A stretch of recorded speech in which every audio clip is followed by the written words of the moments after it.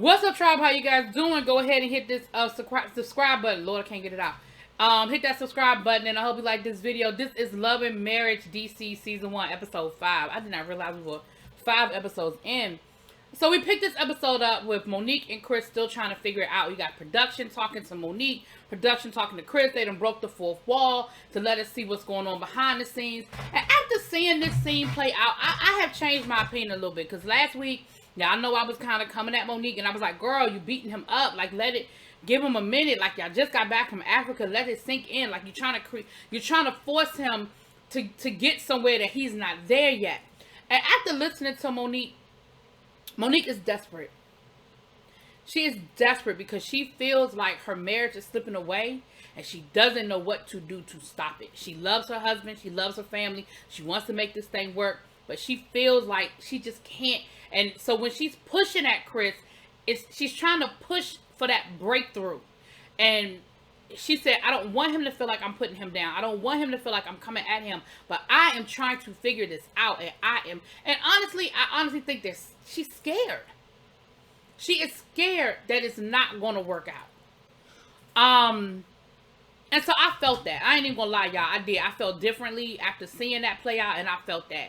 And I felt for Monique and Chris because I do think they are really trying. And you know, at the end of the day, you know, once upon a time, my pastor said, he said, stay until all the love is gone.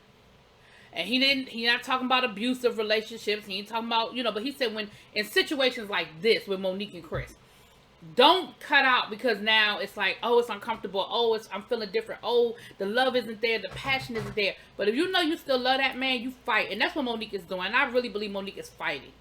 And Chris wants it to happen too, but Chris really doesn't know. He feels like he's trying. But the problem is Monique felt the way she felt for so long that she didn't articulate it and she didn't talk about it.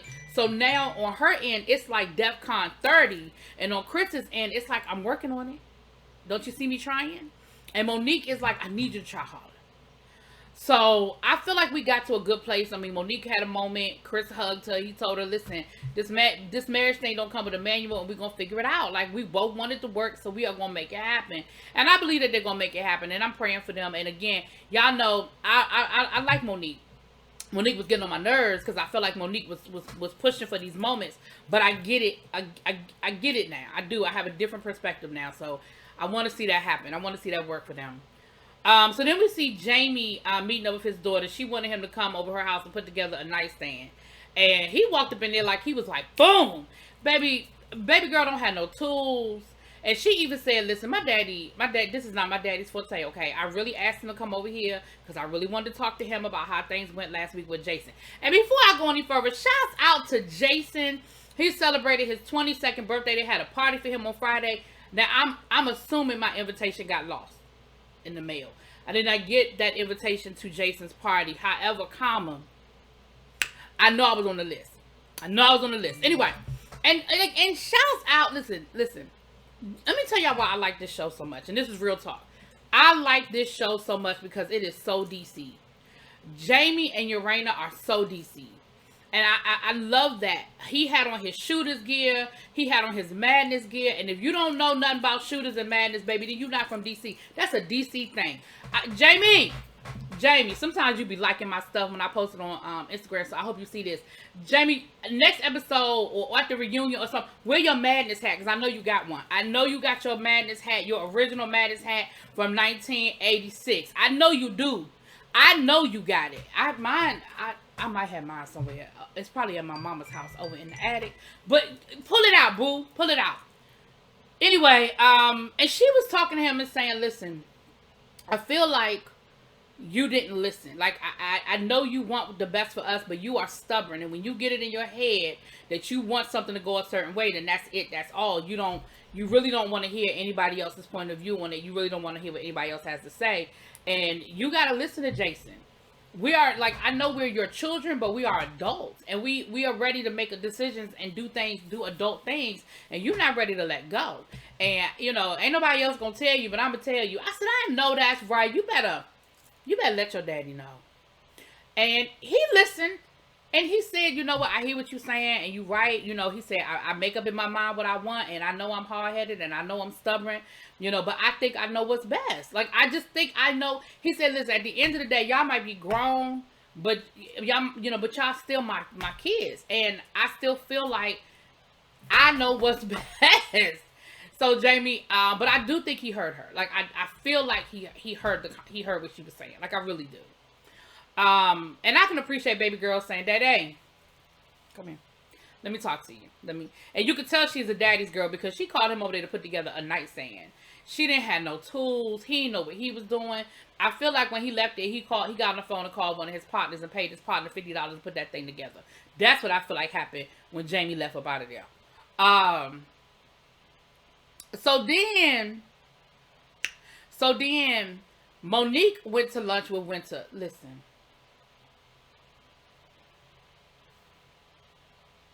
Y'all ever played that game of telephone? You know how you start on one side of the room and you say something, and by the time you get to the other side of the room, it is something totally different. Like, it don't make no sense. It's nowhere close to what you said. That is what happened here. Winter is telling Monique what happened, and Winter's perspective of what happened is clearly just not the same. Now, I remember last week, and I don't know what was edited, because it did seem like they were talking about Ashley's attitude and her apologizing to Winter, and then it seemed like they immediately went into infidelity. But in Winter's mind,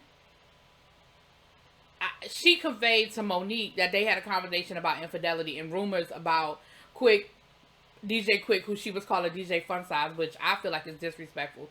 And Ashley gonna yank your ass by the other side of your head when she get it. But anyway, moving on. I don't remember her saying that. I remember them talking about rumors and talking about not believing the rumors until they had concrete evidence. But I really don't remember Winter talking about her conveying to them that there are rumors out there and that she knows about, you know, Quick out there and doing things, whatever. Anyway, so of course she's giving all this to Monique, and Monique is feeling some kind of way because Monique is like, well, damn, why my friends like jump on Winter like that? Like, I want us to all be one big happy family. Why did they talk to her like that? Why did they do that? Why did they let it go there? Like, I'm not understanding.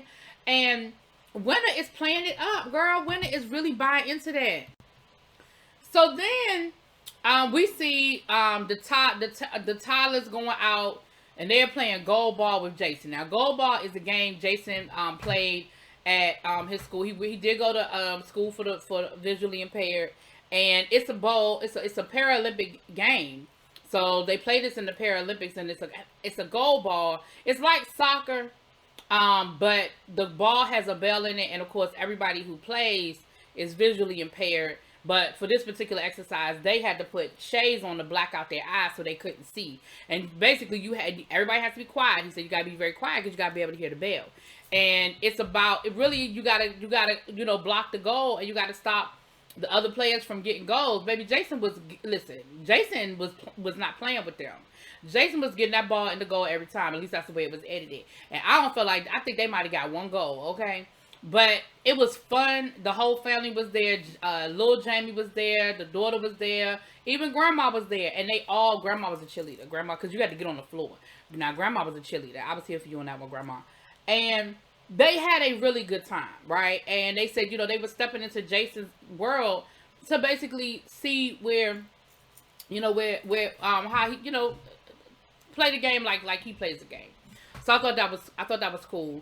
So then after the game, we find out that Jason got into the Doors program. He got his acceptance letter, and Jason was excited. And Jason said, I love my family, but I'm really ready to get out of here. I'm ready to get out. I'm ready to live on my own. I'm ready to have a job and make my own money.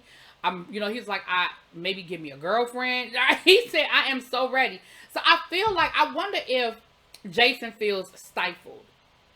And that was one of the things that baby girl said too when she was talking to her father. She was like, I feel like y'all coddle Jason. But Jason can function. He's visually impaired, but he's not handicapped, right? It's two different things. And so then Big Jamie talked to Jason as well, and he told him, he said, listen, I heard you. I know I can be a little bullheaded sometimes, but I just want what's best for you, and I just want to see you win, and I want to do whatever I can to support that. But I heard you, and I'm happy for you, and I'm going to support I'm going to support you, you know, and I just don't ever want you to feel like I don't want what's best for you and I'm not here for you. So I thought that was great. I thought that was a great moment. We saw Jason dancing, you know, he was getting his groove on and everything. So that was fun. Now, Ashley is having an event for her podcast. I'm going to have to subscribe to your podcast, Ashley, because I think it's for fun moms. Monique has for lazy moms. I think hers is like fun moms or something. I got to look it up because I'm going to go check it out. I feel like Ashley is a good time. You know, I'm up and down with Ashley. I know sometimes I'm like, yes, for Ashley. Then sometimes I'm like, Ashley, girl. But I was here for Ashley this episode. We about to get there in a minute. But so she had an event. She had it at the Sophie, little Sophie spot. I have been there. They have a Sophie spot down at the National Mall. And then they have a Sophie spot inside of the actual mall. And I forget the name of the mall now. But I've been to the one down. I said National Mall. I meant at the Harbor. I've been to the one down to the Harbor. But this is inside of the mall, and I forget which mall it is. But anyway, they were at a mall in the area. And so Monique was there, Ashley, Urena. Now Monique, in this scene, Monique Samuels, you brought your best Bravo one-on-one toolkit up into this one, honey. Because when I say Monique carried that bone right on over to Ashley and Urena and was like, girl, I was talking to Winter, and Winter said that y'all attacked her, and Winter said that she tried to tell y'all about y'all husbands, and that, you know, y'all husbands is out there cheating on y'all, and they was like, whoa, wait a minute. So, of course, immediately Ashley was like, first of all, ain't nobody attack her. As soon as I sat down at the table, she was jumping on my back, so that is not how that went down. And second of all, what husbands? Who husbands she was talking about? Who husbands she said that she knew something about? That ain't what she said. That's not how the conversation went. And now Urena is like, whoa, wait, how did I get in it? I don't know how I even got in this. And Monique was like, well, she said that she feel like you ride the fence and you a flip-flopper. Urena was like, wait, what? She was like, I wasn't even trying to be in this. How I become a flip-flopper? Like, how was I playing both sides of anything? I was trying to not even be a part of this. Like, what is she talking about? So, of course, they're getting upset. They're getting heated. And just as they're trying to figure out what was said, who said it, and how it was said, who come walking in the door? Winter come walking in the door. Now, Winter might should have sat this one out. Give people time to calm down. Give people time to mentally work this out. But Winter showed up, and it turned into a free-for-all. Because Ashley was ready. Listen, let me tell y'all something. I don't think when people say I'm from somewhere, people always do that. Oh, I'm from DC. I'm from Chicago. I'm from Detroit. But let me tell you something. Baltimore is a different. You know how people be like Florida is just different. Like they really just could detach themselves from the United States because Florida they different. Y'all, Baltimore is different. I've lived here my whole life. I've lived in DC my whole life, born and raised. Let me tell you something. We don't go to Baltimore. We don't visit Baltimore.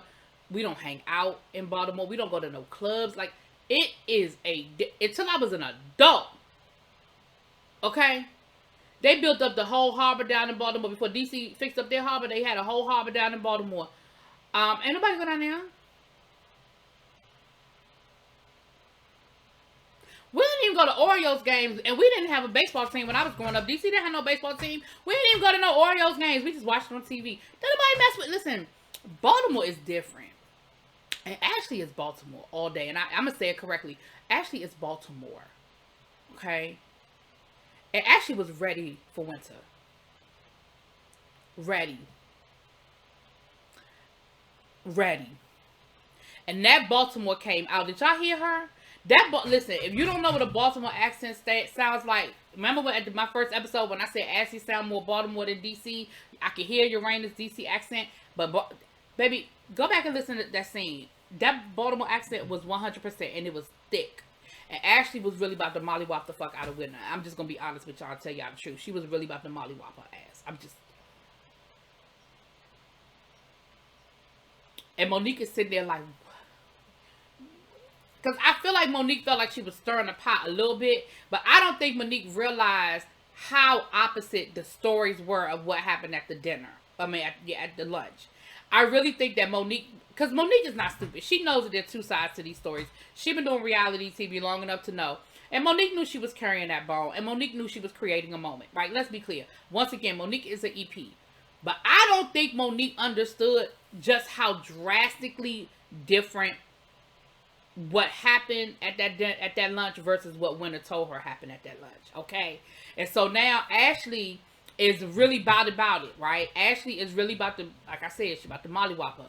And Monique is sitting there like, what the, like, I really, like, whoa, like, I wasn't, wow, wait a minute, I wasn't expecting this. Now, it got to the point where Ashley's partner for her podcast, had to come over to her and be like, girl, we got an event. Like, we got to do our Q&A. Like, we have people here. They are guests that are here. People that listen to the podcast, they're ready to hear from you. And Ashley had to excuse herself. But, baby, not before they literally had to drag Ashley, because Ashley kept coming back. Then to the point where she just put Winter out so Winter she could leave. And Winter, the reason why I know Winter be playing games, because Winter was sitting back there just to smile. She was grinning like the Cheshire Cat. She was just a grinning. She thought the shit was funny. And I don't think it was anything funny about it, because she was playing word games. She was like, I never said that I knew, she said, I was just saying, is it a deal breaker? Would infidelity be a deal breaker? I'm just saying, I've heard things. Ashley was like, so just because you heard them, that don't make them true? That was that Baltimore. So just because you heard things, that didn't make it true. I can't even say it right. I'm going to stop because I can't even say it right. And she said, what does that have to do with you? That's Baltimore. Do with you. And it went back and forth. And like I said, even to the point where Urania was like, well, what was said about my husband? Like, I need to know what you was talking about my husband. What was said? And she was like, well, I'm just saying I heard things. I'm just saying I've heard things. Okay, well, so what? Like, just because things are out there doesn't make them true. And baby, it got to be a whole lot, because Ashley was like, what you're not going to do is mess with me and mine. Like, you already made it clear you don't like me, and that's cool. But now you coming for my husband, and you coming for my marriage, and we're not playing that game. No, ma'am. No, ma'am, Pam. We're not playing that game. So Monique was like, okay, I really thought that this was just a simple misunderstanding that we could clear up. I did not realize that it was Mount Rushmore.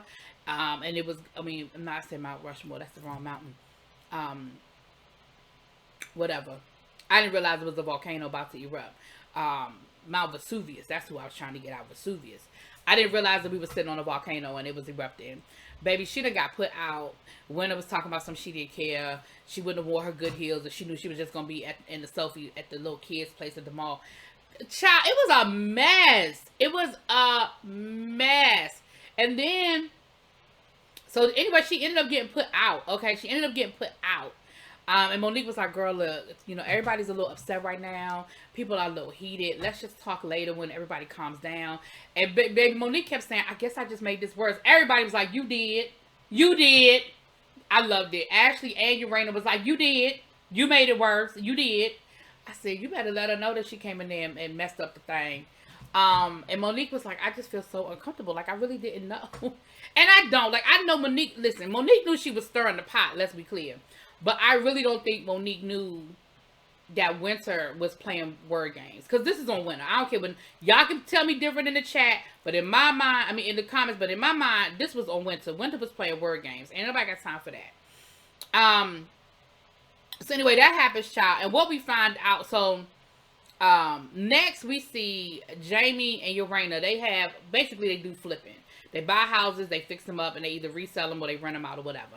And they have some business partners. So they went to go check on one of their properties, which, oh my gosh, it was horrible.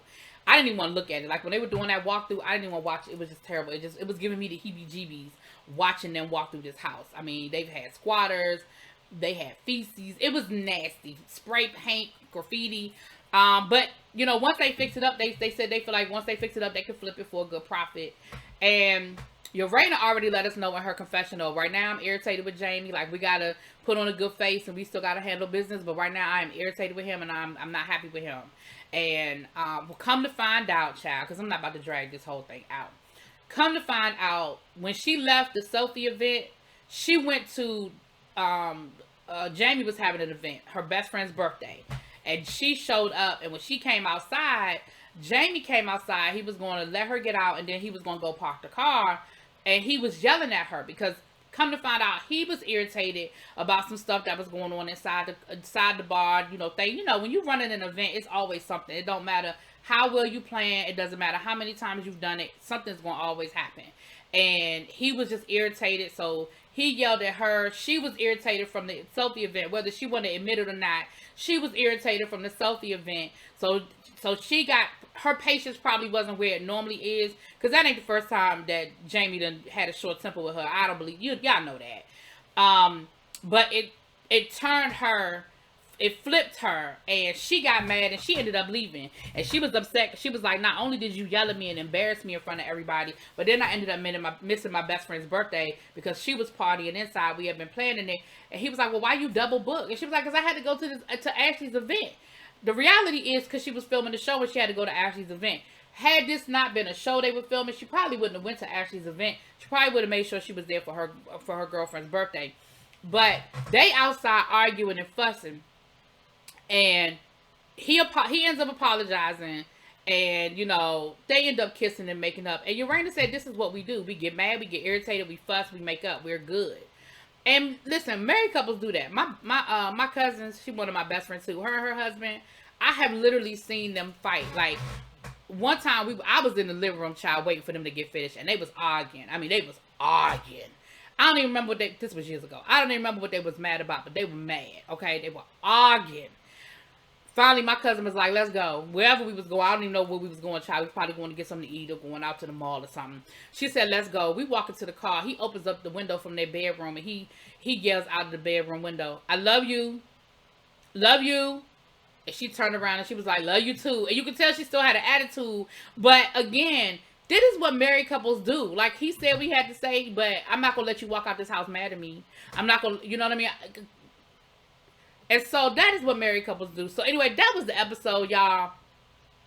Y'all let me know what y'all think. Drop it in the comments. Peace.